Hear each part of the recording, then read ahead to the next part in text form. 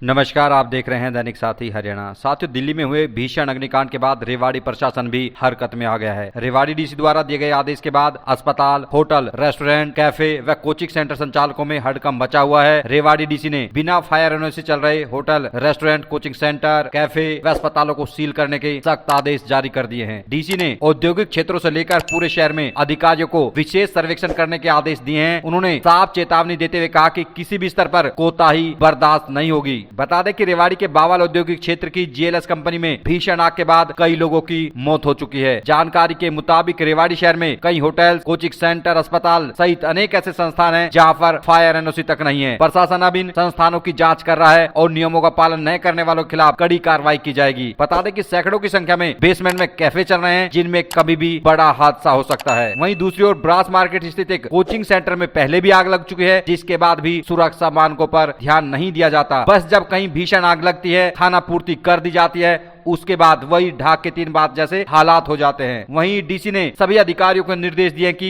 वे बिना किसी पक्षपात के पूरे क्षेत्र का सर्वे करें और जिन भी संस्थानों के पास फायर सेफ्टी के उपकरण नहीं है उनको सील कर दिया जाए। यह कार्रवाई दिल्ली की अग्निकांड की घटना के बाद जिले में लोगों की जान माल की सुरक्षा सुनिश्चित करने के लिए बड़ा कदम मानी जा रही है। बता दें कि दिल्ली के मालवीय नगर के एक होटल में लगी आग के बाद 21 से अधिक लोगों की मौत हो गई थी, जिसमें गुरुग्राम के एक ही परिवार के 8 से अधिक लोग भी शामिल हैं। ऐसे में आमजन से भी अपील की जाती है कि वैसे संस्थानों पर जाने से बचे जहां पर फायर सेफ्टी का उचित प्रबंध न हो।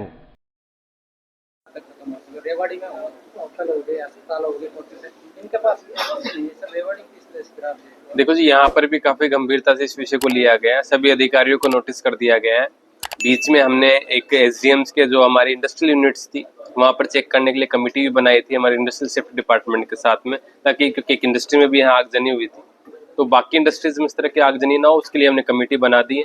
एनओसी चेक करने के लिए कल म्यूनसिपलिटी के जो हमारे अधिकारी हैं उन सभी को बता दिया है कि भाई यहाँ पर भी कोई एनओसी जिनके पास नहीं है उनको एनओसी चेक करो, उनमें फायर फाइटिंग सिस्टम सभी में होना चाहिए।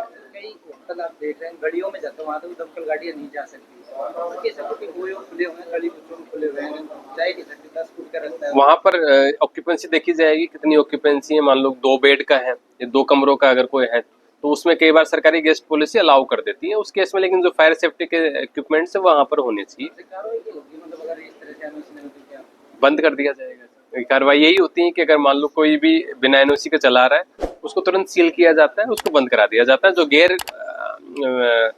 रेजिडेंशियल एक्टिविटीज है यानी कि जो व्यावसायिक गतिविधि है उसको बैन कर दिया जाता है वहाँ। चलो जी, इसका आपके संज्ञान में आपने बता दिया। जैसे मैंने कहा कि म्यूनसिपलिटी को मैंने डायरेक्शन दी है, उनसे एक बार ATRS में ले लेते हैं।